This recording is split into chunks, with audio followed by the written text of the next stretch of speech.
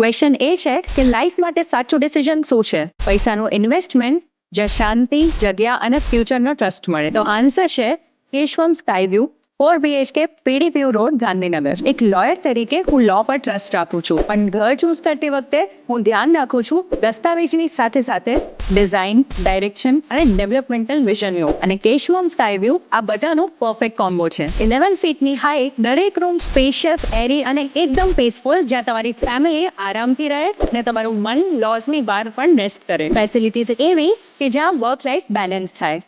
Swimming pool, yoga deck, gym, mini theatre, kids zone અને બીજી ઘણી બધી તમારી ડિફાઇન્ડ લાઇફસ્ટાઇલ માટે. તો આ છે મિસ્ટર બ્રિજલ પટેલ, સ્વામિનારાયણ ગ્રુપના MD.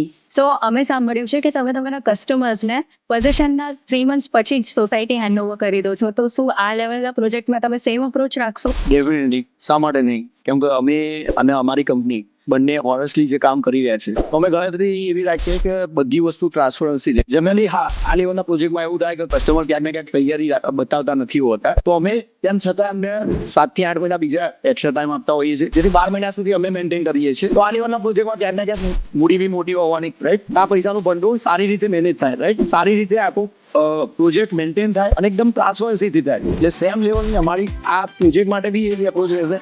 ભાઈ સારી રીતે અમે હેન્ડઓવર આપી શકીએ અને સારી વસ્તુ ડિલિવર કરી શકીએ. લોકેશન પણ એટલું જ સ્ટ્રોંગ છે. પીડીપી રોડ, જે ટ્રાય સિટીનો ફ્યુચર હબ છે.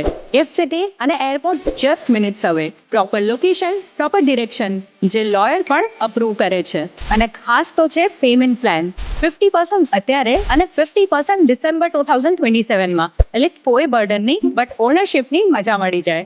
ઘર એક લાગણી છે, પણ પ્રોપર ઘર સિલેક્ટ કરવું એ એક સમજદારી છે.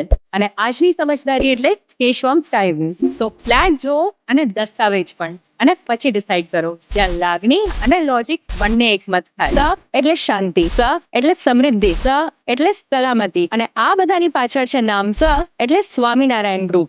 જ્યાં ઘર ખાલી બનાવાતું નથી, પણ જ્યાં ટ્રસ્ટ બિલ્ડ થાય છે. કેશવમ સ્કાયવ્યુ, દિલથી લક્ઝરી, લાઈફની જર્ની.